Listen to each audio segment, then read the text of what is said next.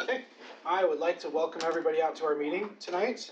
Thank you very much. I'd like to welcome a couple of individuals we may have not seen before. Particularly, I'd like to welcome Brian Lorkey, who is our acting chief from UPD for our precinct. So thank you for being here tonight. Appreciate that. Thank you.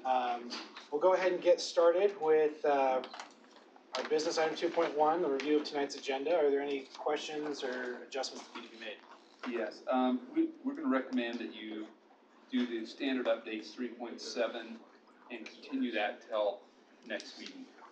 The 3.7? Yes. Do we continue to next meeting? Okay. I spent all that time reviewing those. Really? We knew that. We got it. Now you would be extra prepared. Yeah, thank you. Thanks, Jared. Be nice. All right, any other changes on tonight's agenda? Sorry, I'm trying to. No, you can only have a half.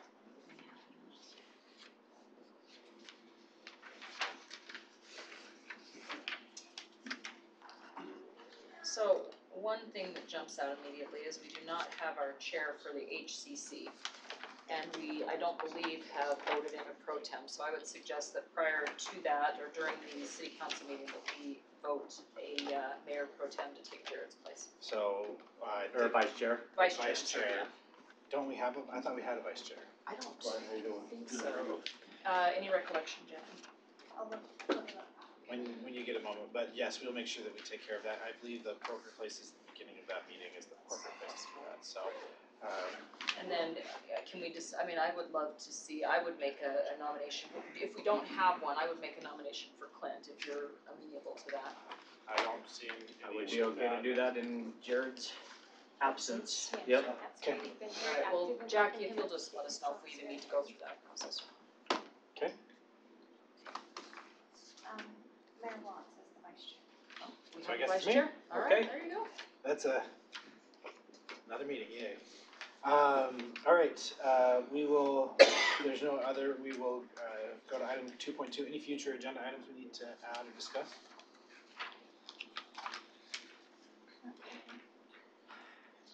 Okay. I should probably mention that Councilman Henderson will not be with us tonight. He is enjoying time with his family, I believe, so he will be missed. All right, we'll move on to item 3.1, discussion pertaining to the 2018-2019 Harriman City tentative budget. Our financial director, Alan Ray. Okay, just as we have since the 1st of April, every meeting I give you a chance for additional questions. Tonight, though, I've put in front of each of you an addendum to the budget because of changes in the police department that we were unaware of when we did the budget. We have to budget for some of the things that are going on right now. So we currently have 4 employees at the Harriman Police Department, so we're budgeting their salaries. The other big item is 4 vehicles that are being purchased. Those will be on a capital lease, so they'll be offset by lease revenue. Also, in this, I have increased the budget for UPD. March, they increased our monthly cost substantially, and it's going to put us over budget, so we need to adjust that. But the increase is also going to put us in the zero fund balance before the end of the fiscal year.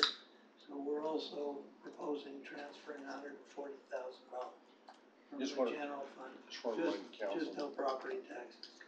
We decided when we formed HCC that we were not going to borrow a trans loan for taxes again. So this is why we're going negative, and we're going to borrow from ourselves for our own trans. Okay. Do we not have vehicles that we are currently unused that we received from UPD? We haven't received any. But with the proposed alignment, we're going to need more vehicles than we'll come over anyway, because we're going to have 12 more officers than we have one right now.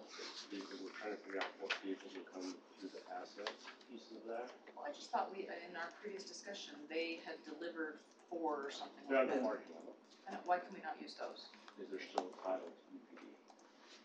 Yeah, So so That's has part not of the been transfer process. But we will need these four regardless, and so, and as you might know, F-150s are kinda tough to get right now, since they've been shut down production, so, we were able to find a few of them. So Alan, quick question, so the addendum, is that part of the HCC budget? No, it's part of our general It's fund. part of the general fund budget, okay. Just to explain, What's that? the police department will become a department in our general fund. We will still have HCC, which will be the taxing entity, which Okay. will get the money. They will contract with the city to provide. Okay, thank you for the clarification. I figured that was the case, but I wanted to make sure I was tracking right on that. So if there's any questions, I do, I just wanna clarify because this has been some concern from residents. We receive the money through the HCC, but it is tagged, there's no way for that money to just get assimilated into the general fund and used for something other than police officers, correct? I just wanna make sure people are clear on that, just because it's coming into the coffers, it can't be used on anything other than. the way it's police. structured right now, that is the case. And none of us were willing to break the law, so Yep. there you go. Neither- Neither are any of us. You don't want a vacation that bad? Well, Might be worth it. Might be. I'm pretty sure when you have a phone there, it might be working. I'm just kidding. Well, really, our discussion was the creation of the HCC protected the money that was already being collected in our community for the purposes of law enforcement. By the creation of our own, we essentially just kept protecting that money for those purposes, but. I just wanted to be the public, I was clear on that, I just wanted to make sure we publicly stated it, cause there has been Good some point. concerns about that. Just would point out, in the addendum, it does show that we're reducing our fund balance, to make this change, but, as we're trending right now, our fund balance is even gonna go up besides this, so, you know, we're still gonna be above where we were estimating as far as fund balance. A lot of good stability in our finances, that's for sure. Alright. Okay, we will move on to item 3.2, our community facilitator training report. Sandra? Okay, so we just thought we would come and update you on the program and how it's working so far. Again, we implemented it in September. Since September, we've had a training that they all went through that taught them the process, what's required of them, what we expect of them. That training went well. We had meetings that were scheduled right after that. We did hold another training in April where John came and actually taught the facilitators on master development agreements. The use of them, the need of them, how they benefit the city, how they benefit the developers. He did a great training on that. We also trained them on Facebook. Every community has their own Facebook pages. We taught them what is allowed to be put on those Facebook pages and how we want them operated. So that training was great as well. We have another training coming up in June, on the 18th, I believe, and Mike is going to train them on land use because we plan on using these facilitators and for the community when we start our general plan discussions. So he'll kind of go through the way he's planning on using them and our zoning and just everything that they're going to need to know to answer questions. So I just wanted to, Oh, sorry. you're fine. Always I just want to get, you don't have to stop what you're saying. During our last planning commission, joint planning commission city council meeting, I brought up just as an idea to check out Nextdoor as another means for the facilitators to be able to stay in touch with their various communities. Steve's moving right in front of me. Every time you move in front of me. So, I know, not good. I'm leaving. Stop moving, Brad, You stop stay there, you moving. take the back, I'll take the front. So anyway, I'm not saying that it's necessarily a place we need to go, I'm saying it's another tool. The Nextdoor app. The Nextdoor, yeah, so Sandy City Police and many other communities use it, and it's, The difference between the Facebook and the Nextdoor, as I understand it, is for one thing, the Nextdoor is specifically designed to be community oriented. Right. So while I know what it is. So so for instance, cities can only push out messages that they have to be allowed to participate. And so it sort of fits very nicely with what we've tried to do with the facilitator program, which is remove the city from it and make it a dialogue amongst the residents themselves.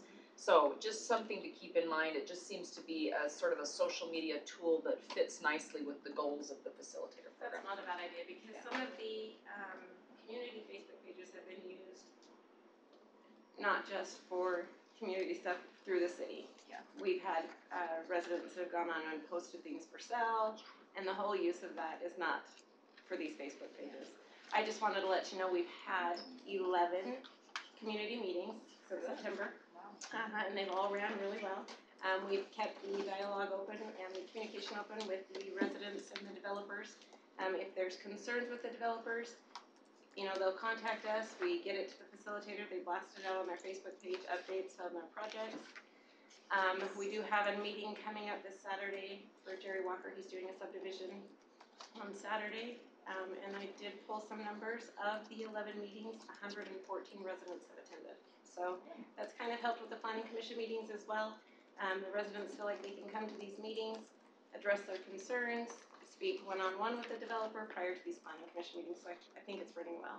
Nice. So, I can't remember if you were at the joint meeting, regular joint I meeting. wasn't there. So one other thing that was mentioned there was that to reinforce to the residents that is just one step, and they still too should come to the planning commission meetings just to make sure, because sometimes the developer will work with them and they'll think, oh, we talked to him, it's gonna get addressed. Right. And maybe addressing it just means I looked into it, I'm not gonna do it, you know what I mean? Or I can't do it, or whatever the case may be. And so it's still important for them to continue to participate in the process through the planning commission process and things like that, so that they don't think that's the only place their voice One can and be done. heard. Yes, so what we do is if we know when this item is scheduled for a planning commission, we will make sure we address that at the meetings.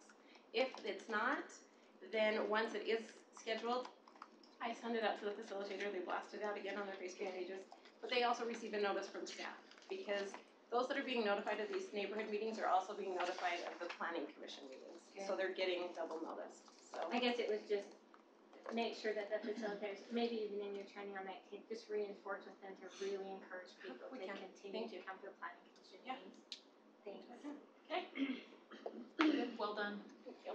Hard to start a program It from was. scratch. It's good to see that there's good return on that. Yeah, it's going well, thanks. Alright.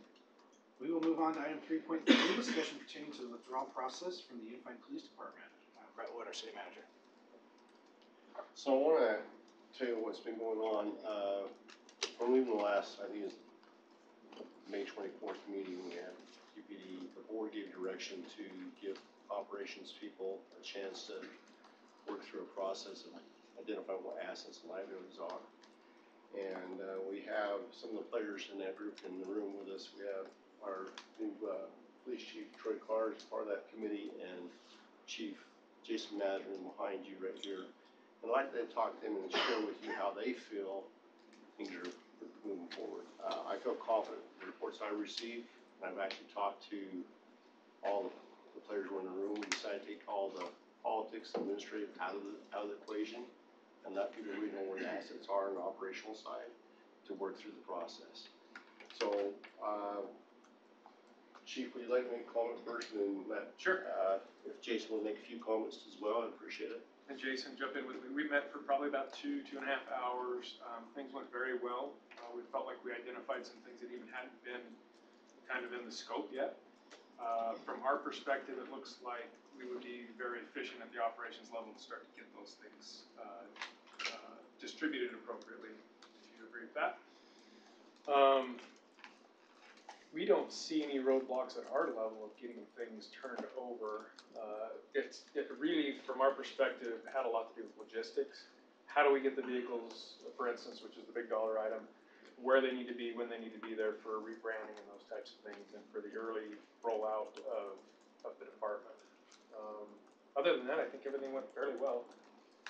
From our perspective, we have another meeting scheduled tomorrow. We've agreed to meet once a week so that we can keep things very clear and moving forward and report back to our political bodies on both ends how we're doing. I would agree, and I think it's important to understand too, this is a unique situation, so as we're kind of moving through it, it's very nuanced too. Well, it's very nuanced also, as there's, a number of times during the meeting, we're like, oh, we didn't even think of that, and then we talk through it, and then as we're moving along, and, that was happening on both sides, so because of some of those complexities, we're both very committed to moving forward and creating information so that those can be taken to those respective governance bodies to make decisions and get that done. But much like Chief Carr, I don't foresee in terms of making determinations on.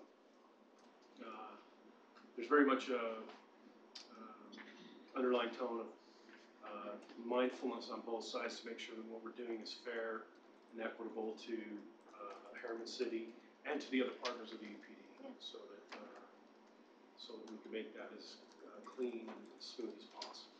So again, if any patience you can give us is great, but we're also moving with a sense of urgency so we can go forward. I think one of the biggest things we actually learned in that and agreed to understand was that this is about relationships and how not to be destructive in that realm. So we dedicated ourselves to making sure that those relationships remain intact. Really, it's just a matter of separating property. So, What I like the demeanor of the group is definitely in Chief Manager actually reiterated this afternoon on the phone and in person. And Chief Carr has been all through the last 2 weeks has been reiterating the most utmost concerns are residents. Are they getting the coverage they need as we transition from UPD to HPD? And that's my concern as well.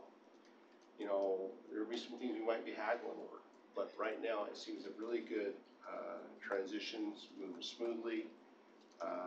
We are not posturing to leave July 1st. We are looking at that September 29th date. And we have prepared a letter. We think the council might want to weigh in how we send that letter, because I talked to the chair, Jeff Silvestini, and he would like a letter from me showing support of the resolution they passed on the 24th. And when we feel confident issuing that, we will pay our bill and we'll receive services. But next big measures for me is, it really depends on the board at the next meeting. As we identify some assets and assets that aren't being used, that our citizens have paid for, can the board agree to release those assets to us in a more timely manner? If we wait until September 29th, that's a little more tougher thing to do.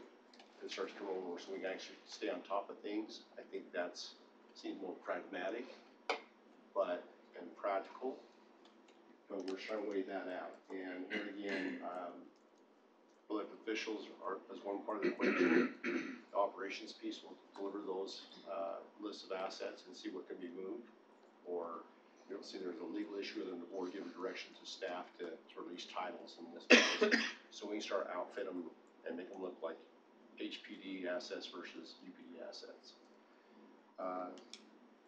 We feel very good. I talked to Jake Peterson's also involved, the precinct chief of Riverton, and had phone calls with this manager as well. Just keep on reassuring that confidence to me that things, they are being very, very fair. And that's all we ask. We don't ask us to get a benefit, but also we don't want a detriment. We don't want to leave them in a detriment. They shouldn't leave them with a benefit either. We should be fair. And if we leave on those terms, it will be a nice separation and one that will set the bar of how organizations can work together and then separate and still get along. And Chief Management says that influences at the end of the day when it's all done, we'll walk away as friends. We give professional service, and we'll still back each other one up in the future. If I may real quick, I forgot to mention Lieutenant Lorkey. We were very fortunate and we're very thankful that he was assigned to the precinct downstairs. As you can imagine, some of the officers were a little concerned about which way to go. Brian and I had met, and we are dedicated to being in the same building, continuing to meet and really kind of calming that sense of anxiety that they may have. So, and Brian is a good personal friend of mine, and so things, in my opinion, right now could not be working out any better. It really has gone well for us, and not turning any time that we have over to Brian. I'll just echo what Chief Carr said. My sole purpose here is to make sure I keep my eye on the ball for public safety, make sure the citizens are getting the service they need in the meantime here, once this is settled out. I'm not part of the negotiations at all. My focus is strictly on policing and making sure your citizens are safe. A lot of good stakeholders. So, a little bit of my report is, I echo what the chief has said about Brian. When you think all the what ifs, you always think about the what ifs, right? I think Chief Ashford did a great job making sure that Brian come out here and he's the one piece we feel confident that the officers are currently working on, going through this transition, it goes well. And we keep the anxiety down and the nervousness that's been created because of this unfortunate situation we're in and timing this. We couldn't be happier with that selection, so I want to thank that from the city administration. Well, Brent, if I could, I want to give credit where credit's due. That was Sheriff Rivera's decision. Okay. And she is, she has I would have constituents. just took it the way it was. Well, I don't know like that. That was her decision. And another piece of this is the sheriff has constituents, her constituencies inherited. So she has a very vested interest in making sure things go well and that things are done. But, I'm not here to speak on behalf of the governance board. I'm going to support them and support the UPD board, whatever they need. But I can't lie, a date would be great. You can help us with that, because we can't even create a time on that. So that would be very helpful in terms of the operation piece. Maybe just a couple of thoughts as I've been going through this. I see this very much as I see this very much as a divorce, and as with all things, you have a good divorce and you can have a bad divorce, and it sounds to me like there is every attempt to make this a good divorce, quote unquote, for the sake of the kids. I mean, that's what we're looking for. We're trying to have a good divorce for the sake of the kids. I see no winners if both parties are not approaching it and continue to approach it in that thought. And frankly, were that not the case, I would have every expectation that there would be a level of dysfunction that is unnecessary. So I am supportive of moving forward in the direction that our city manager has suggested, but I have a caveat here. I'm operating in good faith with the words that we received from publicly from Sheriff Rivera and Mayor Silvestrini, and that is to support us in all possible ways to move forward in the separation with the timeline that we have been very transparent about. And so I hope that as we move forward and we're separating assets, we're doing all those things that you have to do, that we remember, as you so eloquently said, that it is about public safety. We all agree with that, and so my support is conditioned on the fact that we are operating under the good faith of the words that we've received to make this as pleasant an experience as it possibly can be, that we eliminate any game playing, that we just make it happen so that everybody can move forward and, keep those relationships that we absolutely need to keep our county safe. So with that, there's just a couple words I wanted to say. I'll piggyback onto what Nicole has said. That first and foremost, very appreciative in the tone that has been set by Chief Carr in undertaking this process, and the tone that he set as we now start to have those difficult conversations, and appreciate the way that it has been approached by all members of UPD who are part of that as well. Honestly, I expect nothing less than that. A very professional organization who has demonstrated that. Chief Mazur used the word unique situation that we're in right now. And to be fair, we recognize there's going to be some very challenging situations and things to deal with through this process. And I believe that as long as we keep that approach of professionalism and public safety in mind, as we approach those difficult conversations and those challenging conversations that will inevitably have to take place as part of this divorce, that be the top priority of the public safety that still needs to take place and will take place for our residents, and that nobody loses sight of that, because that is really the only priority that really matters in all of this, in my opinion. So I appreciate everyone's approach to that. I will also echo Nicole's words that I believe that we are headed in a great direction, and that we have very competent individuals that can keep that discussion and that planning and timing moving forward in the appropriate manner. But I also will refer back to those words that have been used again, as mentioned by the sheriff and Mayor Silvestrini, is that this will all take place, and they will work with us in good faith, and they've been great partners thus far, and I expect that to continue to be the case. I'm supportive of a definite date. I think we all need a definite date to be able to plan on and continue to work for, and to really get those plans and timelines in place.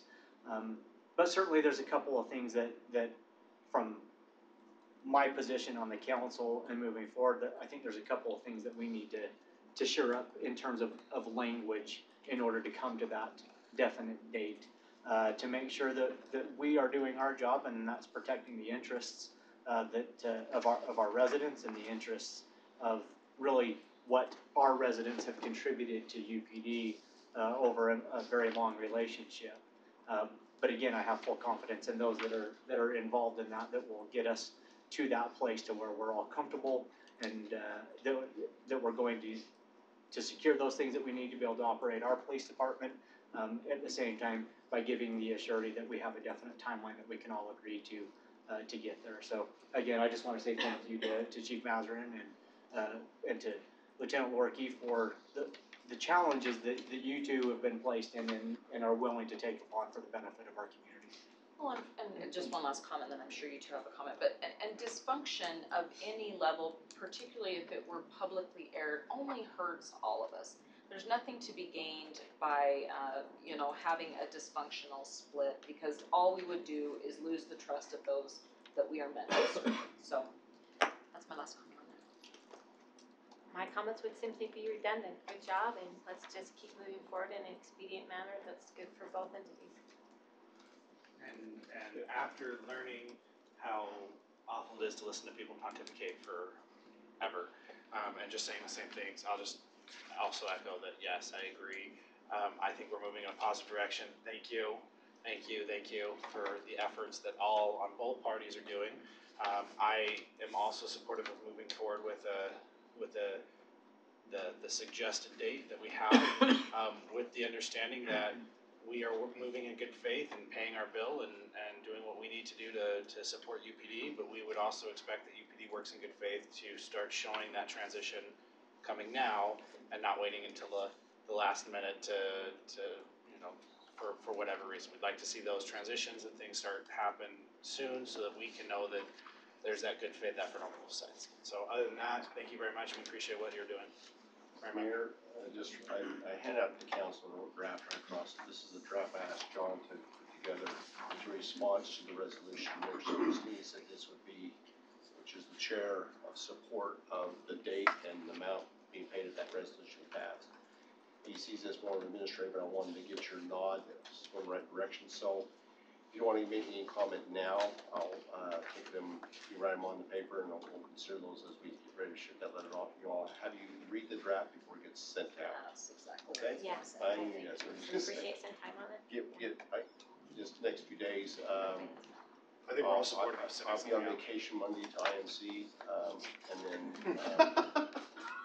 Monday. So if you give me that day off, I appreciate it. You can have You'll be involved with all that. if we find out you worked on your vacation, we're gonna be very upset. On your IMC vacation. I know what's happening. We don't wanna know what kind of work you'd be doing for participation. All right. Okay, yeah, okay. So, you know, if he was able to get that put together, any comment, I think John did very good at constructing the outline of this. It's been quite lengthy, but you know how attorneys are. They are. That's their job. So, we'll move that direction and, we'll update you every council meeting on how our separation from UPD is happening and an update on how your UPD police department is happening. And by the way, we'll do it in the general meeting. We have 4 sworn officers, so they can start doing, they won't be going on calls, for the record. They won't be using any vehicles but ours, for the record. But we will be needing some of that done to start keep moving forward. And we'll announce those successes in the general meeting, unless you've got some questions of me right now. Things are going well though. Thank you. Thank you very much. Look forward to updates. Thank you. We appreciate that. All right, we'll move on to item 3.4, discussion relating to the stormwater ordinance. Blake. Stormwater. So I can see you. Thank you. See, now you don't have to look over. By the way, that was the worst waltz I have ever seen in my life. Really, we need to work on our. Okay, stormwater ordinance, we'll be talking about this a few times, over the next, several meetings to talk about the things that we need to implement. So, John and I have worked through this a little bit, I went through and redlined it. This was a model ordinance that we had that we're trying to modify to fit different cities. So why do we need an ordinance? We've talked about this before, but just to bring everyone back up to speed, it's a requirement for our stormwater permit at the state. The main components of that UPDES permit to implement an ordinance is to control illicit discharge, control the erosion and sediments and construction for all of our construction sites going on, and then to enforce stormwater quality controls after the fact. So everything that's existing out there. And then So I don't mean to interrupt you, but it's not only a requirement, but it's essential to our own protection as a city to have an ordinance that protects us, so. because if we don't have it, then we aren't in compliance with the permit, and then we can get fined by the state EPA or the federal EPA. And then we all have flooding problems and stormwater problems and things like that, we don't have ordinance in place. Thank you. And so our major goal is to protect the waters of the state. And so the focus of this ordinance is stormwater quality.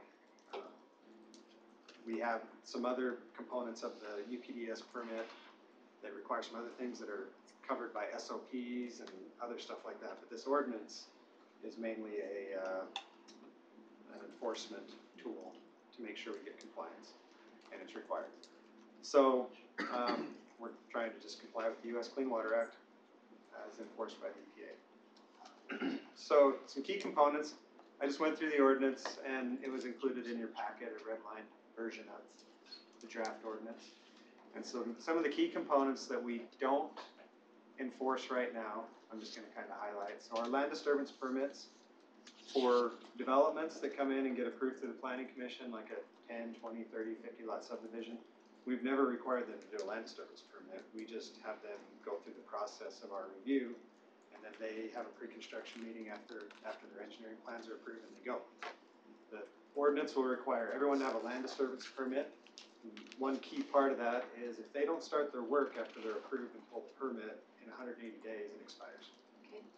And then if they also don't finish their work in 18 months, it expires. They could always renew it, but it lets us track them and keep on top of what their stormwater controls are. So that's one key component. Any questions? Is there area, or excuse me, language in the other parts of our ordinance regarding with land disturbance, if we're gonna have a permit? Is there also clear language in there of areas that are, let's say they exceed slope, so they're not able to have disturbance within those areas or those types of things? The hillside ordinance does have that. The hillside? So if they are up in the hillside ordinance area and they exceed 30%, you cannot disturb that land per ordinance. There are some other areas along creek beds where they might be exceeding 30% and not in that hillside ordinance where they could. And this new ordinance has a component in that if you go in and disturb that, you have to revegetate. Yeah, and I did see the revegetation part. And then the question, since you brought that up, the question I had on the revegetation part is it talks about timing and how much percentage has to be, grown in and those types of things. What do we have in place to actually check that to make sure it's where it's supposed to be? So, Because that's where you obviously run into the issues is when they don't vegetate it or they don't maintain it where they're supposed to be to allow that new vegetation to take growth to give that erosion control that you need. If we're not monitoring that, then we could end up with problems down the road, especially something that now may be deemed as potentially something that the city's responsible to go in and fix. it's a great question, and looking at it, we've talked about the audit, created a whole bunch of requirements, and every other city has several stormwater inspectors running around monitoring all those things. We don't have those right now. That's where we had talked about a rate fee study and looking at how to fund a program that would have these stormwater inspectors, a program that would be responsible for monitoring those things, tracking them, enforcing them. And this ordinance will give us the opportunity or the ability to enforce those things. Right now, we don't have anything adopted that could let us enforce that. And also to your point, we don't have anybody that would actually go out and inspect. Because once the project's done, meets the planning commission, we walk away. The vegetation dies, the erosion starts. We do not have no one's out back following up on those details. So the key thing to know, this ordinance will be really fun to pass, but it carries a price tag. Yeah. So if we say we're gonna do this, we're gonna have to start funding things that Alan hasn't put in the budget yet. But once again, stating that this is to make sure that we're in compliance with federal law and doing all the things that we're supposed to be doing as a city. So even though there will be an expense, it is a necessary expense that we are going to have to fund. Well, because if we don't fund this expense, we're gonna have to fund a substantially larger expense by a fine, not to mention the infrastructure problems it can cause further down the road for the city. So just simply there has to be something that has to be paid for. All good points. Like I say, my thought would just be is if it's appropriate, again, as we start to work through this, and we get the funding and the people and all those Sure. components in place to do it, that there's some language in there that, requires Enforcement.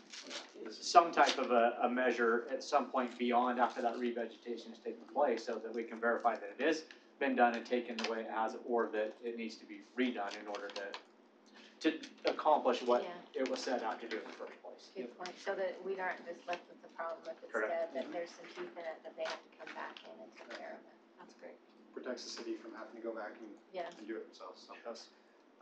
One other thing is a big change is this long-term stormwater maintenance agreement. We've actually started entering into these with developments that have private stormwater systems. So we've had, I think, 2 or 3 developments come in the past month and a half that we've given them a draft of this and told them to fill it out. It requires a plan to go with the agreement, and then it has to get recorded with property, and it goes with property forever. And to be in compliance with the UPDES permit, the owner has to inspect that system annually, and we have a form in the agreement that they fill out and keep on their file. And then once every 3 years, the city has to go and inspect that system, take their files of their inspections every year, and keep them in file. So if we get audited again, or if there's an issue, the state comes in, we can prove that we've been complying with all those requirements. This one, the important part to know is we also have to go back and get these with existing developments that have private systems. So that will be a lot of work in the beginning. And then the inspection is an additional bunch of work that we have to do. So I think every church has a private system in the city right now, almost every church. A lot of little 1-lot, 2-lot subdivisions have private retention ponds in them that we'll have to go back. If the owners have filled them in, they'll have to rebuild those ponds if they were part of their approved plan. So this is a pretty heavy item in the ordinance that we're gonna have to wrestle with and accomplish. Our school's private systems too. Schools work under the state, but they go into our system, so, Who has to maintain those agreements then?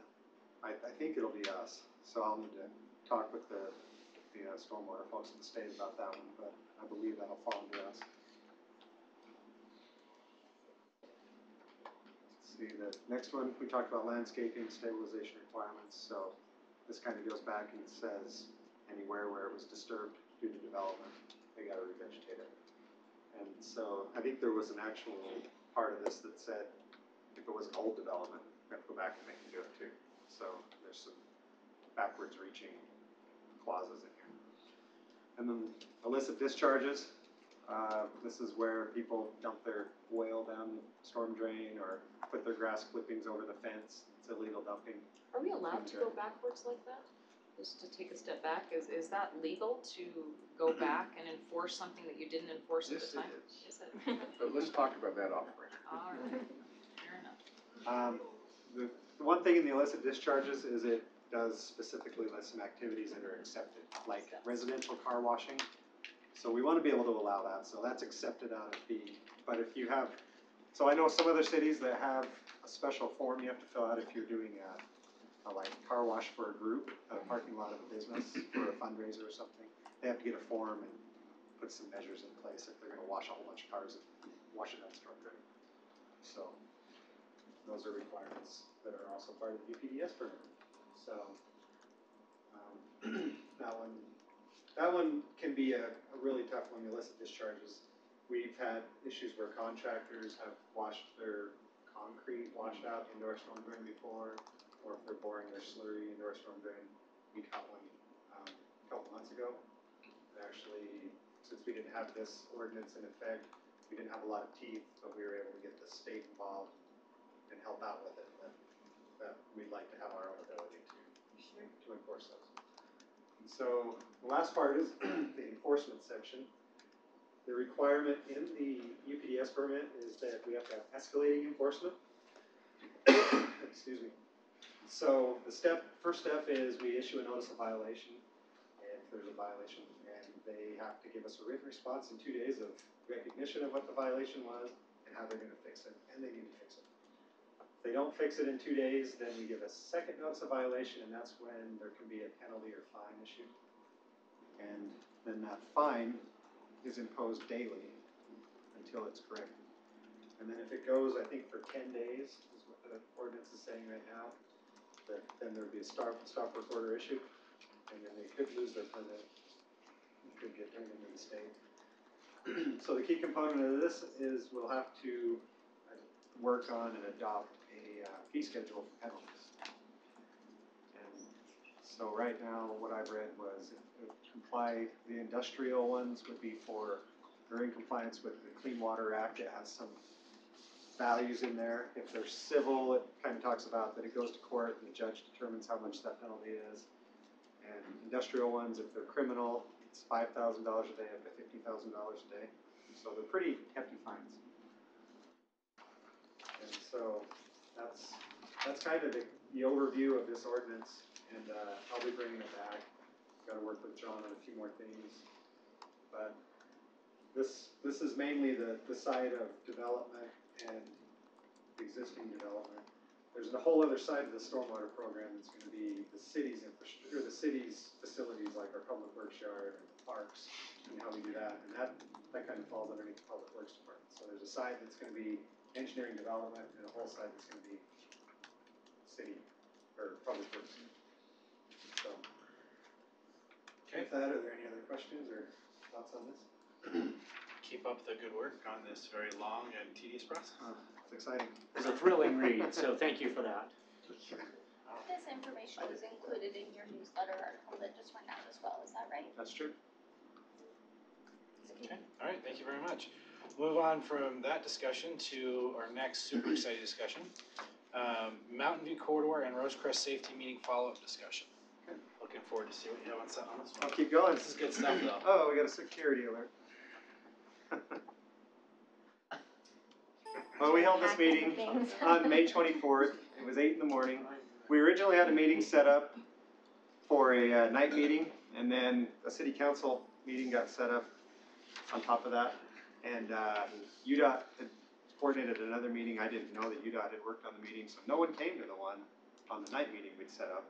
But then we coordinated, and this meeting on the 24th had 3 people attend from the community, and then we had some UDOT representation and a few of us from the city.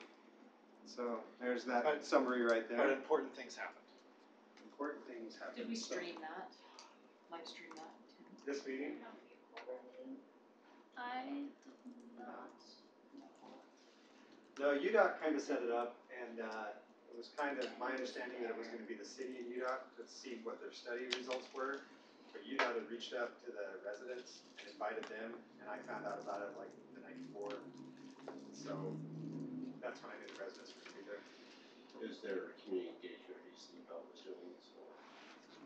It ended up working out really well, but it was a little confusing when we first got going. Because I was not aware of this particular meeting when it occurred, so.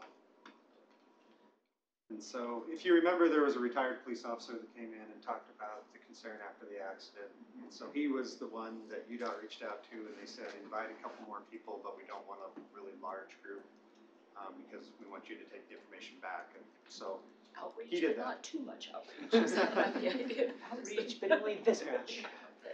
See how that works. So what was discussed? So here's what was discussed. We talked about the overview of the Mountain View corridor, some crash history, results of their studies, and what's going to happen. So there's a video here. I think it's the same one we watched when Joe Kammerer came out with Mountain View, so hopefully this doesn't good. It didn't play it again. It's online. If you go to Google Mountain View corridor, you can watch the video. It tells you how the lanes are going to be built and how it's going to be a separated grade facility at the end, like a freeway. But right now, we're kind of in the growing pains of being this divided highway. So this is a map that shows all of the future intersections are ovals, and the existing ones are circles. Circles, I think is correct. So you can kind of see all the proposed or approved intersection locations for Mountain View Corridor with this map. These were all approved as the Mountain View Corridor was moved from concept into project, and these are actually deeded locations right now where they will happen. Those are those really awkward crossovers in the middle of nowhere that. Some of them have that. A lot of them are right in, right out. I think if you go back to that map, some of them say RIRO after them, so that's what that means, is right in, right out. They don't cross. The website has a really cool thing you can go look at if you Google Mountain View Corridor and go to UDOT's site. So I think this is the first one that comes up. Click on that little box, brings up a window, and you can slide the center bar back and forth, and it shows the existing configuration and the future configuration for all of Mountain View. You can zoom to where you want to go to. It's a cool feature. See how the ramps are going to work, where major intersections are going to be. So we talked about that. I actually opened it up and showed the residents how that worked, and there was some discussion about how things work, when they were going to get built. So we talked about 118th. You see the legend down here. The green dots are the incidents. The way that they're coded into GIS is incidents that have a 1 to 3 value, or little like fender benders, or someone just bumps into someone's bumper. There's no injury. It's just a police report's filed and they go on the road. Might be a little scratch or dent. 4 to 7 means there might be an injury. Well, there was an injury with it. The higher the number, the more serious it was. And then the blue squares are the serious ones. And so you can see 118th has seen a few accidents from 2010, but nothing really serious there. So there was no concern with UDOT. They looked through all the accidents. There's a flow chart I'll show you in a minute about those advanced warning lights. This is 2010 data, is that? 2010 to now, since 2010. So since the Mountain View Corridor opened. We got 126th, had a few more accidents, but still. Is that a serious injury death out on the right-hand side of the screen there? Is that a green? I can't. That's one that when the GIS people that made this left that one selected. That's a green circle. Okay. But that was selected for some reason. Okay. Highlights when it's selected. So again, this one didn't warrant anything, but I will talk about this intersection in a minute because there's some concerns they had with wrong way driving on this one. And then 134th had a few accidents there. I think as the commercial center gets open, the traffic picks up and the other signal gets going, I think we'll probably see a couple more things here. Hopefully you'll always experience accidents, just I'm hoping that they're not serious. And then we talked about Rosecrest. We all know there's been several fatalities here over the years. There are a handful of accidents. I think you look at it, there's 46 total accidents that they recorded from January 1st, 2010 to March 31st, 2018, which that didn't include the most recent fatality that we had there. So, UDOT did a study, looked through this advanced warning system lighting. Those are the yellow lights that flash when the light's ready to change. And this flow chart that works you through, the sight distance was met. The 85th percentile speed showed that puts you in the yes side, but still not all the way as requiring those lights. And then the last thing was the number of serious accidents, and that has a little formula. They plug that in, and that warranted the advanced warning lights. So UDOT will be putting those in. Do we have any time frame on how long it's gonna be before they're put in? They're probably before the end of summer. They're designing them right now, and they have a consultant working on that. They told me a couple of months. But they have approved and it will go in. It's funded, it's approved, and it's going in. So I think it would be helpful to maybe communicate that to some of our residents that, you know, that UDOT is now making some changes to this particular intersection. Is this both directions? Yep, this will be northbound and southbound for Rosecrest Road. The other thing that they looked at is there was a study done in Salem, North Carolina that showed that if you did double red lights shaped like a T, that it increases the number of people that stop at the stoplight. So it reduced collisions, angle collisions. So they approved doing these up and down the corridor at every intersection that's across street on the near side signal. So they'll be going all the way from 41st South to Porter Rockwell with these. Good. All the way up and down. That's awesome. Are they gonna start at 41, or are they gonna start up north, or are they gonna start down south? I'm not sure. But it'll happen pretty fast. And I think these are gonna be about on the same time frame as those flashing yellows. The next one is the TATTLETELL lights. These help law enforcement. So right now, if the police officers want to go out and issue a red light running ticket, they'd have to have one officer upstream and one officer downstream, or one officer upstream watch the light turn red, watch the car go through it, and then go through the red light themselves, chasing the red light runner, or have radios. These flash when the light turns red, so the police officer can flash sit. or they just light up? They can light up. I don't know. Because I think knows how they work better than I me. think there's The some ones that I've worked with, they light up. They light up. Yeah, I think there's already some on some locations. I'm not. There is one on 114. But we worked on that one a few years ago. So when somebody runs a red light, they light up? So the officer can sit No, back behind, it it lights lights up up as when it the turns red red. light, When it when it turns turns red, so they can look at the light, they can look at the Because car. they're sitting downstream for it, they don't know if it's red or So, not. yeah, if we're looking at the light at this angle here, we can't tell what color the light is. But with the strobe light up top, we can tell when that It's changes. just a light, it's not a strobe. No, right. So you can identify, oh, that light. When the might be light red. changes. The light was red, then somebody went through, we're gonna go. And so this light can be mounted on the pedestrian crosswalk thing, the pole, they can be mounted anywhere. I've talked with one of our officers and said, can you go out there and look and tell me where would be the best location to put this for you to sit and see it? So I'm waiting for that information back as soon as I tell them. So what we're saying is this is our fair warning to our residents that if we're going to make it even more difficult to run red lights in our city. Sorry, did I miss where we're installing these? This one's gonna be on Rosecrest, and we're discussing with, Is that a DOT cost? Or this is one that would be a DOT cost right now. Okay. UDOT's gonna cover all these costs on these items that I'm listing right here. I've talked with Chief Carr a little bit about some other locations. We've had some concerns on 56th and 134th, and maybe two other places where these might be very beneficial. Places where we look in the heat map and see all these things happening there as well.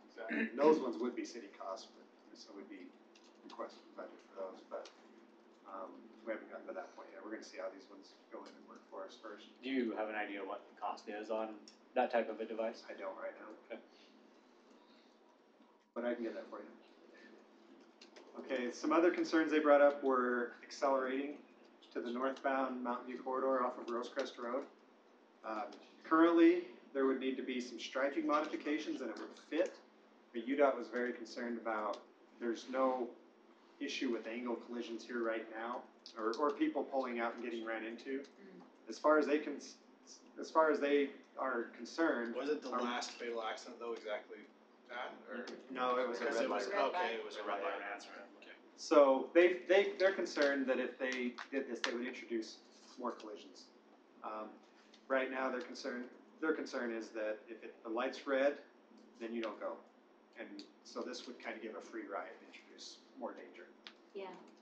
We did request that UDOT go back and look at the cost to move the sidewalk and actually create a dedicated acceleration lane here. So that they were gonna look into that. I haven't heard back from them. With this, one of the things I'm thinking about, is this one of the points of exit for the Real Stadium? It is right now temporarily until we get Real Vista Black and Real Vista and Academy Parkway are too. So this would be way like the third choice. But that doesn't mean people aren't gonna use it. Yeah. And so I'm just thinking of, you know, when we have, you know, game night, how do we make sure that we're giving as much accessibility and safety on those? So as we're looking at those intersections, that might be something we want to consider. More importantly, I think, is the high school. It's down here. This will be an exit point for the high school. We'll get into that in a second. And then the wrong way drivers. So there's a new system that Arizona's been trying out where it uses infrared to track wrong way drivers, and then if someone's driving the wrong way, it sends out an alert to the police and puts there's signs that are on like the back of speed limit signs that flash and say, warning, wrong way driver, you're going the wrong way. They're going to implement that at 126th as a test phase, also because they've had some concerns there, and that was the one intersection they thought would benefit from it. Interesting. So, Do you know what it was about that particular intersection that they felt like warranted it more than the other ones? I think they'd had some actual incidents where people had went the wrong way. I don't think we'd had a crash because of that.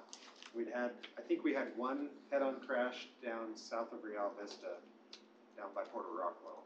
Will this be, even if we're unable to locate the driver prior to, you know, them turning off the road or turning around, will this be able to track all that information so we can see if there really is a much bigger problem? I believe so. So yeah, we'll work with UDOT on this as it goes and gets implemented. We'll watch it. Lastly, those were the UDOT solutions. City solutions is we're going to extend Autumn Crest up to the Riverton border, and then Riverton has the funds allocated to them to extend it from our border to 134th. So that extension will provide another access out of the high school. And is the right of way in place for that? 90% yes. So We've got the funding from the corridor preservation funds from the county, and we're working on securing the right of way from the property owner right now. So we're waiting for the property owner to get that particular, okay. Mm-hmm. We've got all the documentation into them. We're just waiting for their approval. How long have they had that? Several months. Our next one is Juniper Crest West, which we also know as Real Vista on the other side. That connection is anticipated to be made next summer or fall, somewhere in the next construction season. They have a large mountain they're excavating out right now, about 1 million cubic yards, which is a lot. And so when that gets connected, we'll have another connection in case there is an accident on Mountain View. We can get people out and around, and it'll provide another route for people to get on the mountain so we don't congest Rosecrest Road. That also helps with evacuations as well. A lot of the concern from the residents were that Rosecrest is so congested in the morning right now that there's dangerous maneuvers being done because people are tired of waiting. So they're running red lights, turning left. Absolutely, yeah. So this, I think those two items will help alleviate that problem a lot. And then continued coordination with UDOT, try keeping up on the wrong way driver stuff, making sure that if the TATTLETELLs work really well there, maybe the issue moves somewhere else, we follow it there. There'll also be another signal added on Mountain View soon at Real Vista. So as those signals go in, I think the speeds will drop because people will know that they need to stop. right now you have a long run where you don't have any signals, so you keep your speeds up. So the signals will help drop those 85th percentile speeds. And so that's the summary of what we discussed and what's going to be done and what can be done. But ultimately, some positive changes to help the safety of our residents. Awesome. Thanks, Blake. Thank you very much, Blake. We appreciate it. All right, we'll move on to item 3.6, discussion of Harriman's Crossroads Development Agreement.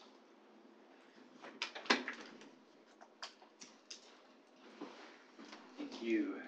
I'm going to just present a few early comments on the current draft, and I'm looking forward to seeing what comments you might have and what direction you might have for staff and working with this potential developer within our city. Should I, Alan, do you have the remote or?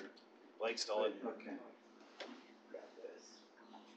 And I also, for reference, if you want to look at it, I do have Ken and Gary's PowerPoint on the back end of this if you happen to want to look at any images that were in the materials that you received. So again, just as a reference map, we've got this for you tonight.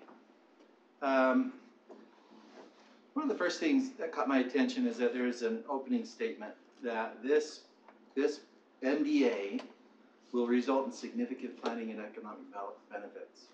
Now, it may be inherent, but in reading through the development agreement, there's no proof, there's no support for that claim. And I think it would be interesting to see if we could get our proposed partner in this development agreement, if they would, explain what is their justification for making that claim, because that's really what they're trying to entice the city to enter this agreement, that this is going to be, achieve these objectives. Another thing, and this is just a minor thing, but this project is not technically a planned unit development. Planned unit development is a specific type of land use in our city code, and typically in a planned unit development, the city is giving up certain rights, so to speak, or relaxing maybe a zoning standard in exchange for achieving a better product. And although this MDA is trying to achieve that, this proposal is saying we're actually going to comply with all of the city standards.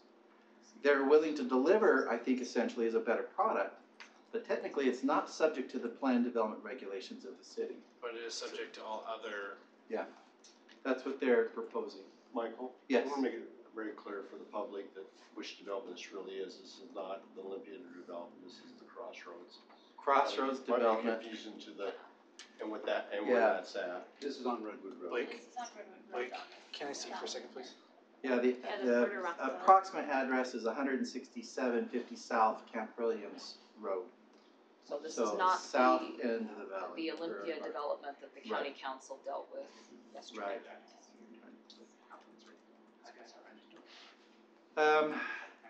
Unlike, I would imagine all of our other MDAs that we've entered into, there's typically some type of an architectural review committee that is established. This one does not. And essentially, it has the design review process will be completed by the Planning Commission as part of its subdivision review or conditional use review.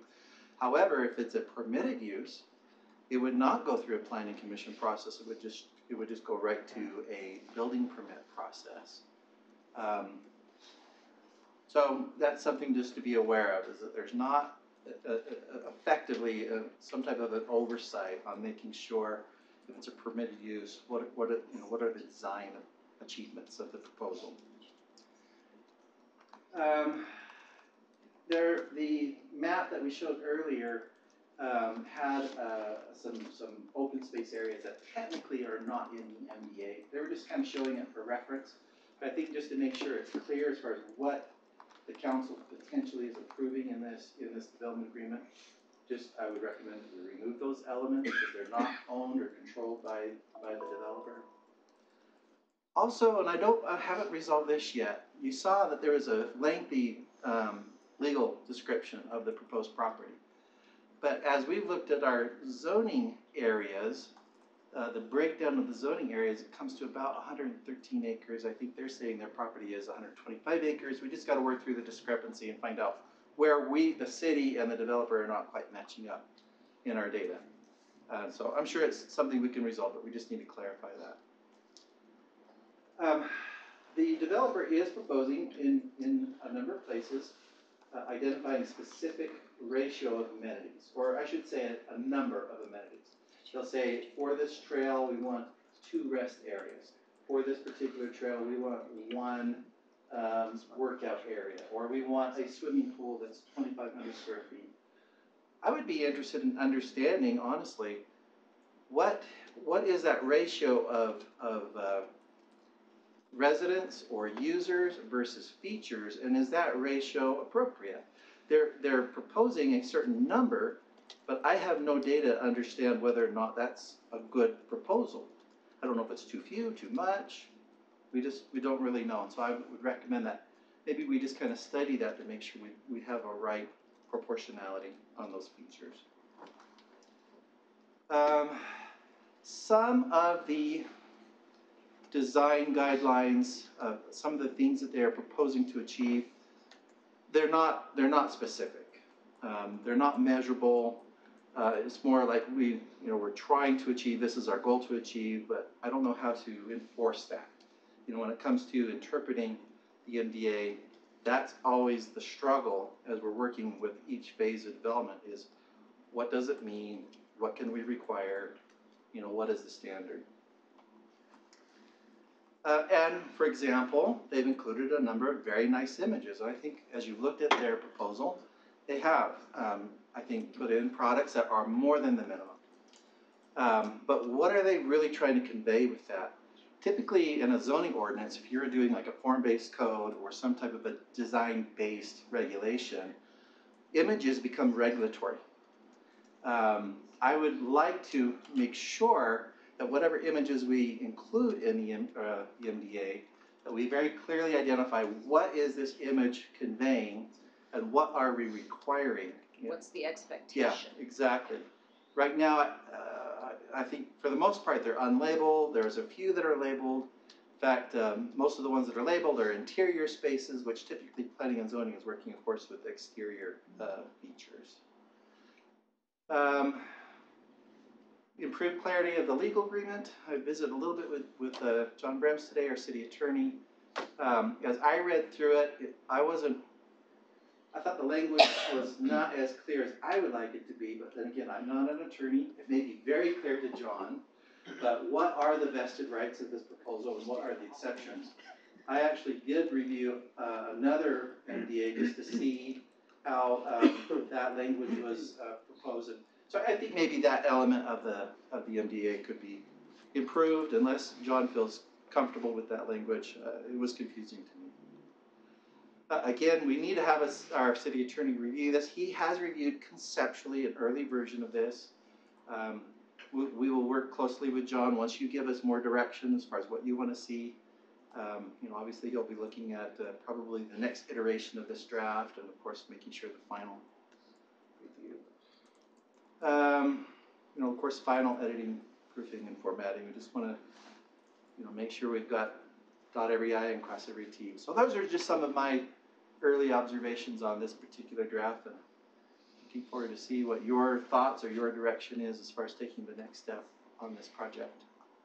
I personally think that these are all great things that need to be addressed, and I appreciate the time and effort to go through it to address these type of issues. I think there's I have some other questions about this particular project, specifically having to do with exactly what the difference is between what's already approved versus what's coming in this particular agreement. But these are all things that need to be worked out as well. I appreciate your thorough review of this with these points. You've captured a few of the things that I had made notes on myself as I reviewed it, and mine dealt primarily with the architectural and had questions on the photographs that were included as well, as to, again, what is this the type of product you're saying, because I think what was listed in their materials didn't completely match that. Right. And so I appreciate that. You've also brought up some other points that I had not picked up on. So I appreciate the thorough review. And I guess from me, I would say, having seen all these up there, the ones that again I had questions on, mainly architecturally, I believe we need answers to everything that you pointed out up there, and obviously that's going to come through continual work with the developer to help refine and define those aspects. And again, my questions were primarily, and I know that we don't need to get into all the particulars of those types of materials right now because there's a lot of work to do, but I think that getting clarification on the photographs, and if that is truly the type of product that they are proposing in there, then those design elements need to reflect that, which I think that it doesn't at this point. Like one of the comments I noticed is the stucco can be up to 40% of the exterior material, but most of the products they were showing were definitely far less than that. Well, and then we're in essence creating a loophole. A picture is very subjective as to what you're pulling out of that. Right. So adding the very specific verbiage that makes it very clear what the expectations are on both sides. We can even label specific elements on each photograph to identify why that picture is included and what it's trying to reflect in the overall design. I think we've seen in the past what happens when we're not overly clear with what our expectations are, and so this is a good process to go through. Obviously, part of that discussion will still be the actual density associated with that, and what zoning is currently on the land versus what they propose, and how do those two ultimately come together over that entire project in those areas. Because obviously I had some questions on what was proposed versus what the current zoning allows. But I think that goes, I would say that almost goes back to that very first point of how does this result in significant planning and economic benefit? Right. Give us some justification. Yeah, I finally found the exterior makeup, and the way it has it in there is brick, cultured stone, or stone will make up minimum of 35% of the exterior, hardy border equivalent, a minimum of 25%. Stucco is allowed to make up to a third component of the exterior, but it doesn't actually, this one at least, unless it said it someplace else, didn't specify how much that stucco could take up, and that was a question that I had, is how much. Metal siding, again, used as design accents, but again, that allowed up to 15%, which I think that exceeds a design or accent area, so I think that needs to be addressed, obviously all in conjunction with the pictures that are there to support that. I had the same comments. I always have a question when it has that kind of a statement, economic benefits. You have to show me something measurable. You can't just place a statement out there. Yeah. If it's going to be stated, you have to show me how we can measure it. And a lot of these same things, a couple other little comments, I like to always have to go in and pester John about my little nuances on these things, so I have a few things I want clarification on too. I guess just for the developer, I think that we're doing our due diligence, moving this along in a timely fashion. These are the things that we require of anybody who wants to come in and build a product in our city. So we appreciate their patience with us, but they have to understand it has to go through this process.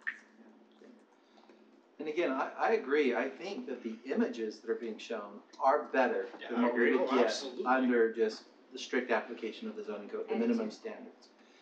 So I think the developer can work with us and answer these questions, and we can come back with some answers and some refinements. Absolutely. Heavy timbers are also a large element that's in the pictures that are displayed, but there's no accounting of that in those designs, so I think that's another one that needs to be addressed. Again, agree with you that the pictures being shown exceed, but again, we need to make sure that the document matches what they're using as illustrations. By the way, so this developer has gone backward and forward on how they want us to respond to their apartment project, their conditional use review. I know that you had asked the developer if he would be willing to hold, but after your last meeting, we were requested again they still wanted to move that forward concurrent with this review. We haven't had a follow-up conversation with the property owner. What was your response to them wanting to move that forward? I feel, We told them, we're meeting tonight. One partner said, let's move forward, the other said no. And, so we're right now in the middle of watching yeah, figure out what they wanna do. Well, and I do yeah, feel it like, was unclear. I do feel like we are doing, as Sherry mentioned, we're moving forward as requested. The other complaint that they've often stated is that we are not giving them specifics as to what they need to move it forward. I think it's very clear with your thorough outlining that we're doing that. So I would hope that they can see that we are keeping sort of our verbal agreement that we made with them, and likewise, I would not be supportive tonight, nor was I the last night, of moving that application forward because I thought we were in a discussion. Yeah. So again, in good faith, to use those words again, I would hope that perhaps that message could be delivered, that we are still operating under that sort of loose verbal exchange that we had, that we work forward and they then hold that application. Yeah, it's tenuous, but right now it's not moving forward, as of this very minute. All right, thank you. I echo exactly what Nicole was just saying. Well done. All right, thank you. Mayor, can I ask you if there would be consideration of moving 3.7? We've already had that discussion, so I actually was just about to ask for a motion to continue that with update date. You wanna move? Move to 3.8 we're just up? gonna continue without date. So moved. By motion? Second. Okay, we have motion second, all in favor? Aye. Aye. We do that with the, do we need a roll call? Wait, I'm super confused. What To just move happened? 3.7, We just continued it. continue it without date. Continue Okay. without date. We're happy with that. If I So can, one that's of in the my words. things is turn some time over to Gordon, I'll be brief. talk about Olympia. But do we want to do that first or? Well, the next item we have HB 136. 3.8. is, Whichever battle you want to do. so what would the council like to do first? I would prefer just take it in order. And take it in order. Okay, so we will move on to item 3.8, discussion of HB 136 and the request for Salt Lake County to adopt a support resolution. So I wanted to, we've had a lot of discussion about this. We've had the Wasatch Front come and talk to us about this tax increase that the county has given us an opportunity to endorse or not endorse with a resolution. The deadline is June 22nd. There's a lot of reasons why you don't want to endorse it, and there are some reasons you do want to endorse it.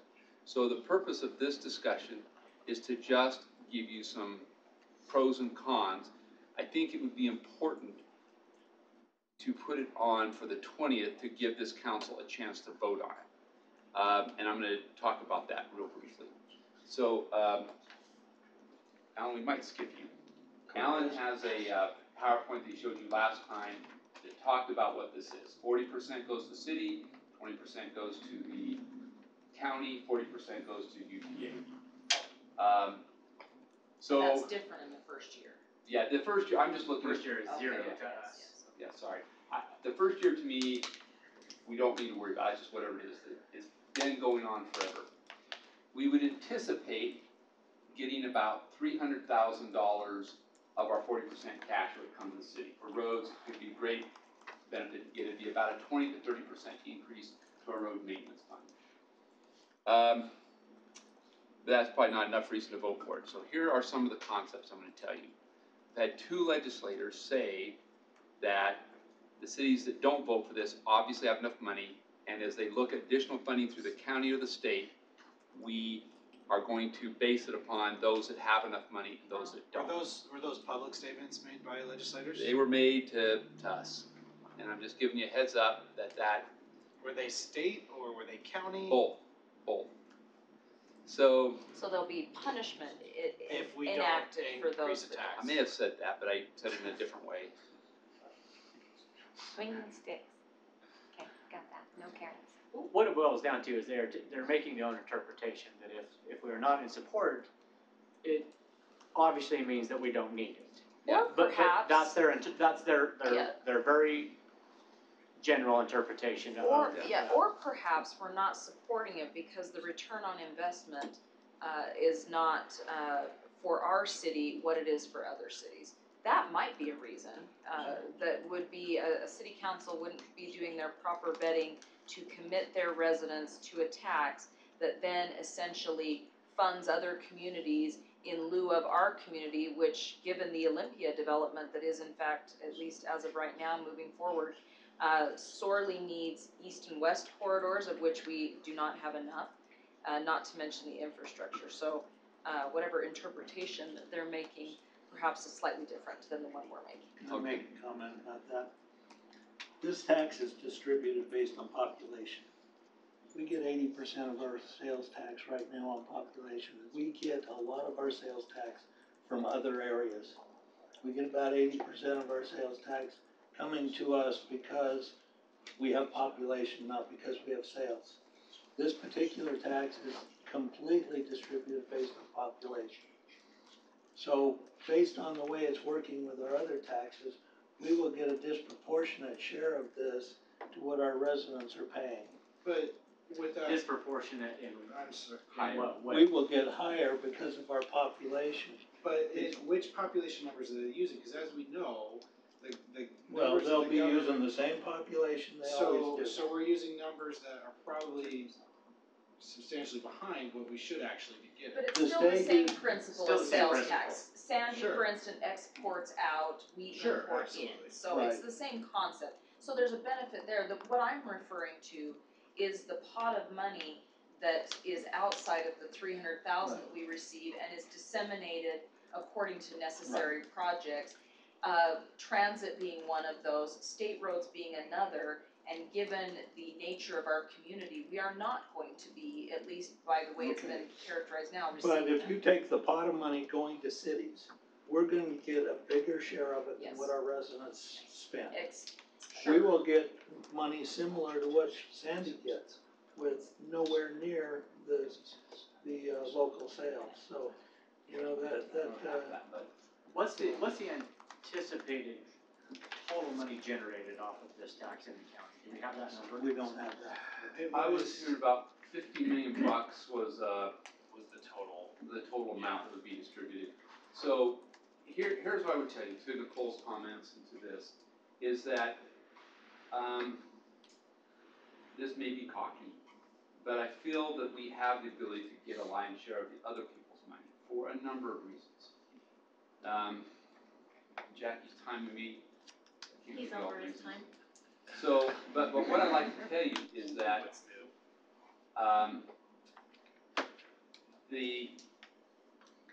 the opportunity to get money that's currently available outside of this new tax, we've gotten a couple $1 million this year. We got $500,000, but we get money for these things. There seems to be some pushback at the state and the county as to if you have enough money, do you really need those funds? So it's not just the funds that are coming from this, but it's the quarter, it's all the other funds that we keep lobbying for. And I believe they can't necessarily cut us 100% off, but it is going to make the job much more difficult. And cities that do support this are going to have a leg up on us. I believe we're going to be able to get some additional roads on the Wasatch Front map. I think those things are going to happen. So, in summary, two things are going to happen. One of these two things are going to happen. One is the cities are not going to come to the 67%. Those that voted for it will probably have a beauty contest winner look to them from the state and the county. That's probably a poor analogy. I won't go back there. Gordon, just to clarify really quick though, the county council Was the one tasked with this. right, has said that they want cities to pass a resolution in support, and if they get 2/3 of the population of the county, that's enough for them to go ahead and move forward. Yes. So That's the threshold. that's the threshold that they have set, is that correct? Yes.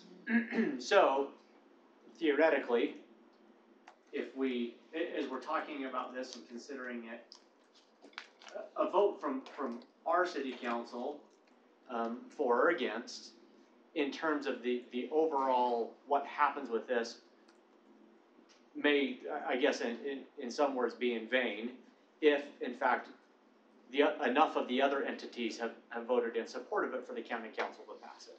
Well, it won't change the threshold, but when you have, in essence, intimidation, for lack of a better word, Absolutely. then, Did I say that?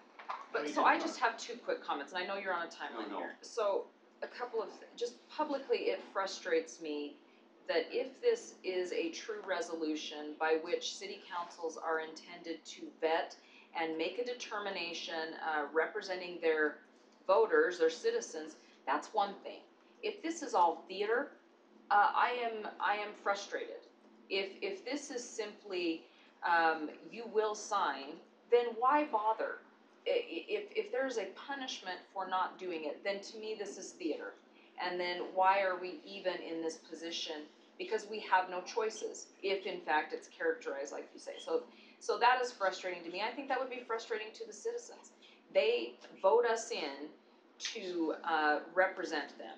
And when that representation is eclipsed or taken away by another entity for, even though that entity may think it's for our own benefit, again, it is not the process by which local government and other governments operate. So I'm not happy to play a game. I am happy to have us look at the resolution, decide if it's something that works for us. Of course we need money. Of course 300,000 sounds wonderful.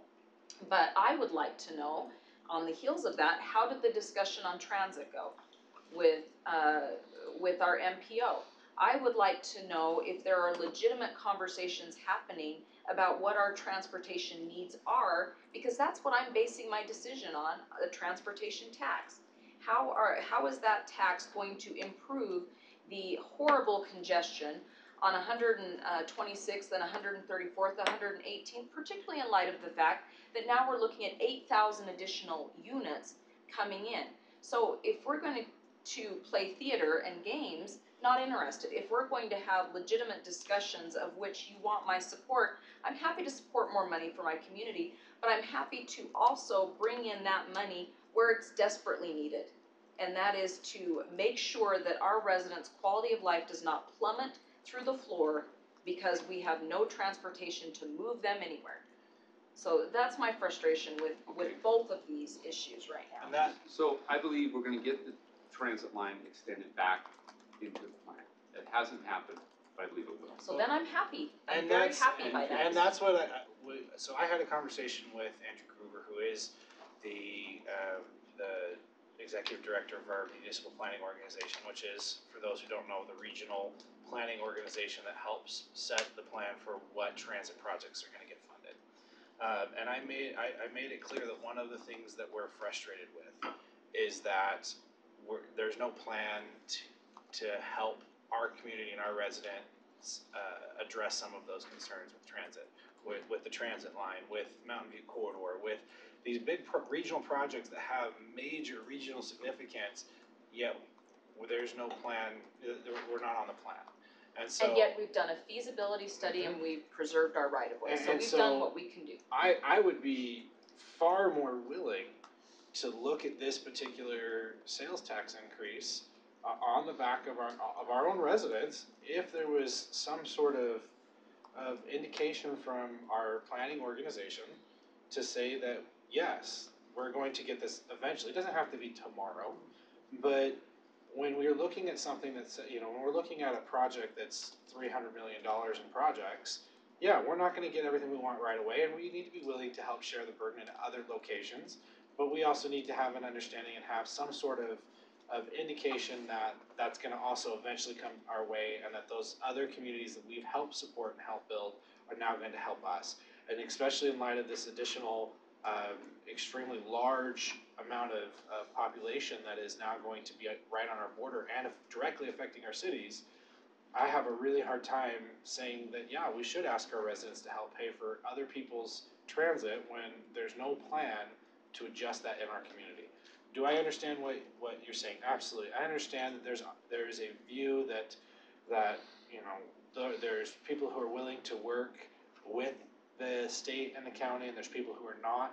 Our intent here is not to say that we're not willing to work. I'm just saying that I would be far more comfortable looking at our residents and saying, this is a good thing for you, when we knew there was even an opportunity for us to have these things on the plan. And so hopefully as we have these conversations and moving forward, we can see some of those conversations progressing, especially now in light of an additional possibly 30,000 plus people being added to come down one road in our community. Well, and of course we have to work together. Absolutely. I mean, the growth that is absolutely happening in our community and in our state is inevitable. So we will work with them. We have to work with them, but likewise, we want them to work with us, and we certainly don't want to be shunned or penalized or punished, nor by extension our residents, simply because we're doing the due diligence that we were elected to do. I'm sometimes not very good at being politically correct, but I will tell you simply that this was presented to our residents to vote on, and they said no, not by 1%, but much farther than that in this end of the county. By 65%. And so to kind of backdoor that, I just think is inappropriate. I think there's appropriate ways to do this, and I don't think this is an appropriate way. If they want to enforce this tax, then they need to do it back through the voters. They need to bring it back. Just don't think that we backdoor this. And I am disgusted by sticks and carrots in the political process. That is not how we build good, cooperative agreements. If they want to collaborate with us and work with us and say, here's the problems that we're facing, here's the transportation fundings we're facing, let's sit to the table and figure these things out, then that's how we build cohesiveness and we move forward, and we can explain to our residents, here's the money, here's how it affects us, this is why we have to move forward. But I just do not agree at all with these kind of tactics. I think that they're wrong. And so my own principles wouldn't allow me to do that, because it in my opinion, that type of tactic lacks integrity. When you say that you are going to punish somebody for not complying, it's just simple. I can't agree to that. I have two more things and I'll shut up, because we want to make sure we have time for other things. One, we have worked with the federal transit department. I was out there and we were out there just a couple weeks ago, and they looked at us and said, yeah, these projects sound like they're ready to go, and we would be happy to. We have funding, we're ready to go. I believe the word that was used, and you correct me if I was wrong, was, I think we would write a check for that tomorrow. Was the wording used by the Federal Department of Transportation. And federal would normally be the stumbling block, when in fact it's the local stumbling block that we have right now. Am I willing to consider this type of a tax increase? Yes, I am willing to consider it. But when we know that there are funding sources available, and we know that, and we are stuck behind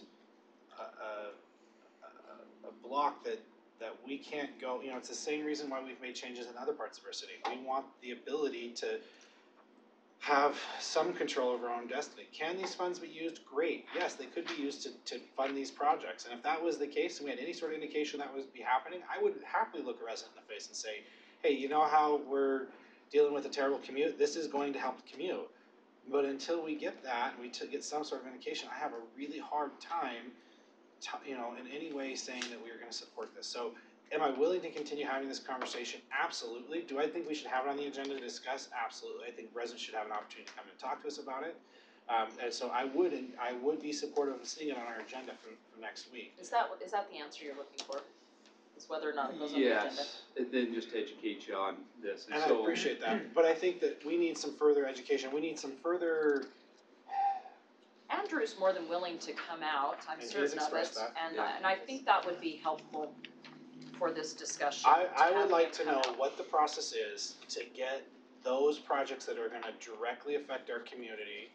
I want to see what the plan is to get those projects on the municipal planning organization's long-term outreach. And if we can start seeing movement on that, I'd be far more willing, even in a couple of weeks, to approve this. But until I can see something, I have a hard time saying that I would even The other element I would love to see by way of education, in addition to inviting Andrew out, and he's been very generous with Yes, his he has. time and his offers to give education, I'm certain he would do that, is I would like to invite one of our legislators out, and I know legislator Schultz is a good one in terms of one of his top concerns is growth and that, planning be reflective of that. I would very much I would like to give him the option to share his thoughts on this, because again, I think that in the spirit of working together and understanding that we all have differing opinions, I think it's nice to allow those various opinions to be brought to the table, and he's very vocal, and I think he'd be willing to do that with a request. I support that, and I would say that those legislators that indicated that there might be some concern, I don't know who they are, but I also would suggest that we invite them out as well. Well, no, I don't wanna any public shaming, I just know. No, not to shame them, I want the invitation to have a conversation. I know that Representative Schultz has spent a great deal of time on this issue, on planning, and as it relates, and I know he legitimately has a concern about growth, Absolutely, and so yes. I think hearing his passion on this will be helpful as we look to the future, and helpful for our residents. We often look at our communities as silos, and you can't. When No. transportation fails, it will be a failure across the Salt Lake County, which again is a viewpoint that Representative Schultz would share. So again, I think it's helpful for us, I think it's helpful for our residents to hear that, I think it aids in the discussion. So, you'd like to have these two on the 20th as Yes, part please. of the discussion. We will comment to And for you on possible how action. available they are, but they both do make their times available to us. And I'm supportive of having this item on for possible action, because I think that's the appropriate place to vet this out. Okay, the only thing I was gonna tell you is that I just really like money. We know, we know. And we need it, we have a growing community, we absolutely need it. We don't wanna turn down We're money not that turning down money. increases our So, maintenance either. before we move out, would it be better to try to deal with city manager updates right now, or should we come back later? That's the only thing we Do you have wanna left. update us on Problem is, Olympia? someone's been waiting. I know. The biggest one was Olympia update from Gordon. So can we take a few Rest of minutes that- to rest of talk that we- Olympia? I'm okay maybe delaying if we take a few minutes for that.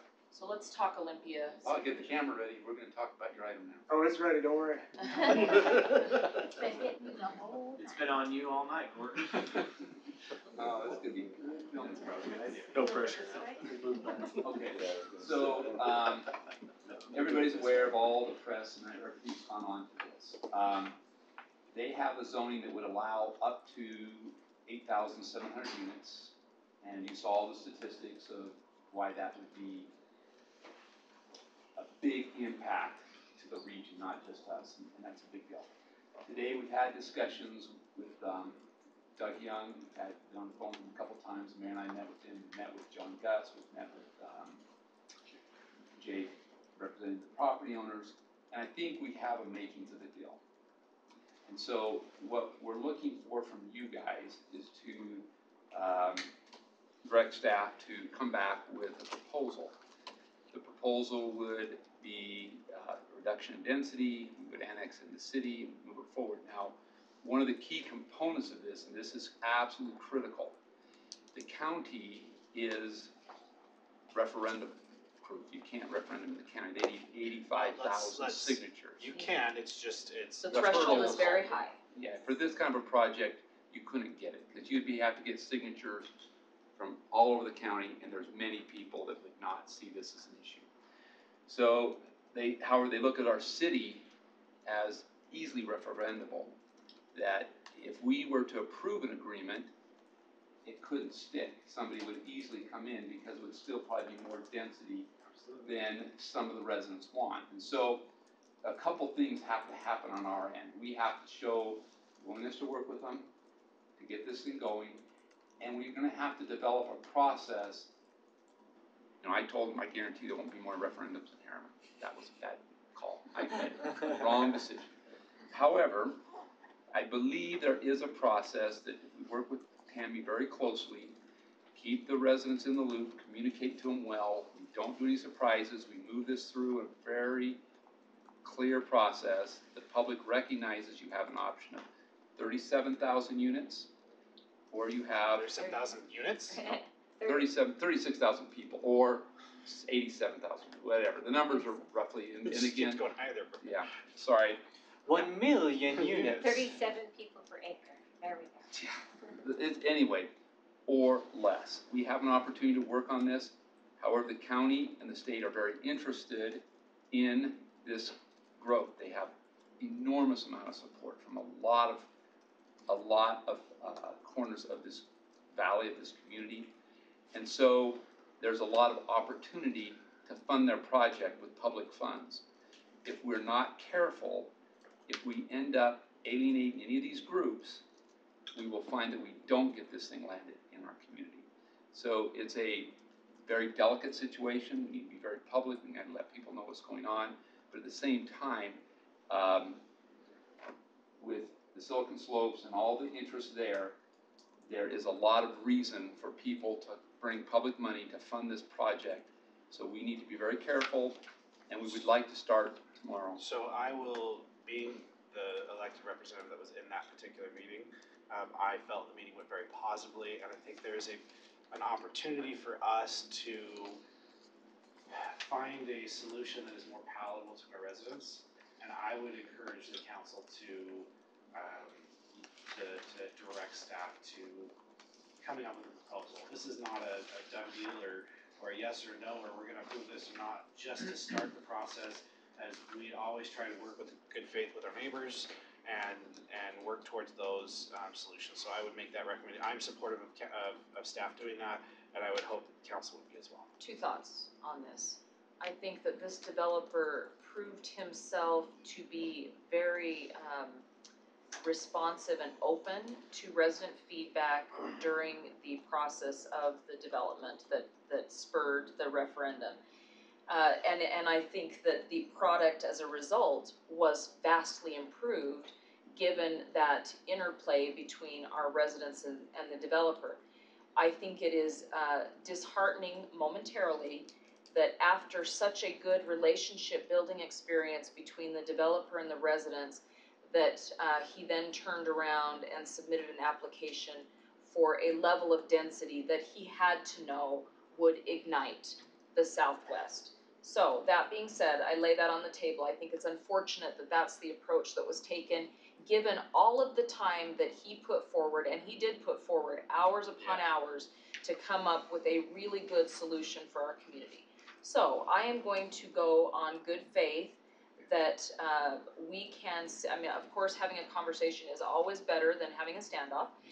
So I am very supportive of having a conversation in the hopes that this developer will see the good response that came from an open process that allowed for feedback, and that we also take the time, as you pointed out, and I think having Schultz here and Andrew is a good example of this, that we have to educate on the realities of growth in this state. We have to accommodate for that. We do have land here, so we are going to be looked at as a viable option to sustain that growth. So there is a middle ground, that's my point. The reality that maybe brought some people to Harriman in terms of low density is no longer. The reality that this Olympia development, or the proposal that this Olympia development brought forward of this excessive, ridiculous density, I think is also not realistic. So somewhere in between where we used to be and where this proposal would take us in the future is a middle ground that makes sense for Harriman. I think bringing that 900 acres into the city is very important. I think we are best suited to do something good with that for the county. So let's have a discussion and go from here to the sweet spot that does exist if everybody's willing to be open, honest, and transparent. So yes, I support that with a lot of discussion that preceded it. I'll be very brief. First off, saying that I appreciate this body coming together and us unitedly making a statement opposing the development as it is currently proposed out there. I think Nicole just articulated it well, that there's obviously components of that we all knew, us, myself included, would not resonate well with residents, given the previous referendum and previous discussions about development and how it's happening in our community. That being said, I don't believe that it is in our best interest as a community to absolutely dig our heels in and to not be open to negotiations and to talking about that. Because regardless if it's part of our community or not, part of Harriman City or not, it's going to impact us. And it will feel like part of our community, And it will feel like it, absolutely. We're going to feel those impacts. So it is in our best interest now, as Nicole has just said, and to be open to those negotiations, to be open to those discussions, which again, this developer has shown has the willingness to do that, to find that sweet spot. I liked that reference of what is tolerable, what is acceptable, what is beneficial, not only to our community moving forward, but to the developer. So I as well am supportive of continuing those talks and those discussions. Same with me, communications, how we make things happen. So I said about a second ago, we collaborate with each other, we make things happen together. Some compromise on both sides is gonna have to happen. And we absolutely need to have those discussions. Rick, I'm gonna set up meetings. All right, I will accept the motion to temporarily. Motion to adjourn the city council work meeting. Can I ask a Second. question real quick? Yes. Is there anything else we do with the standards another night? The standard's another night. Yeah. Another, We already- Is like adjourning after this? Do we need to come back? yeah, so make a motion to adjourn. You can do those in there, you can do your city manager updates. We're just going to straight We're adjourn this done. work meeting. Oh, we're done, okay. Okay, You guys home. motion to adjourn the work meeting. Wait a minute, you're not that bad. Aye. Sherry's out. Say, Sherry said aye. I already made the Sherry, do you want one? Sherry's gone. you said to adjourn?